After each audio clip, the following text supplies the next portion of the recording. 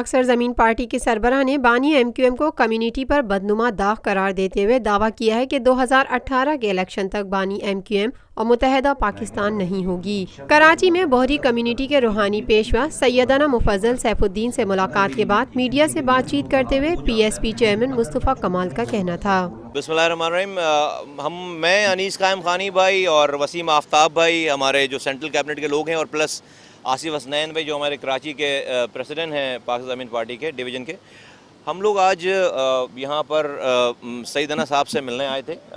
ان سے ملاقات تھی ہماری، اور ان کا شکریہ ادا کیا، ان سے دعائیں لیں کہ وہ کراچی آئے یہاں پر۔ ہم نے ان کو ویلکم کیا، آلدو کہ being a host from Karachi, اور 35,000 سے زیادہ تمام دنیا بھر سے بوہرا جماعت کے تمام لوگ یہاں پر آئے، اور انہوں نے کراچی میں آئے اور ان کی وجہ سے آئے یہاں پر۔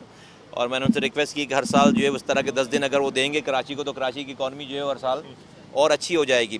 اور مختلف امور پہ بات چیت ہوئی، اور انہوں نے سب چیزوں کو اپریشیٹ کیا۔ کراچی کے حالات جو آج ہیں، جو ایڈمنسٹریشن ہے، ساری چیزیں ہم نے ایکسپلین کیا کہ پہلے کیسے تھا اور اب جو ہے وہ کیا حال چال ہے، اور انشاءاللہ تعالی آئندہ ٹھیک ہو جائے گا۔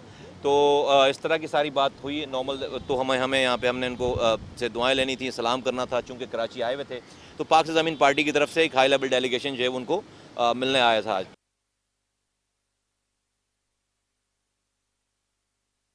Lotus Lake Towers, a groundbreaking endeavor by Lotus Properties.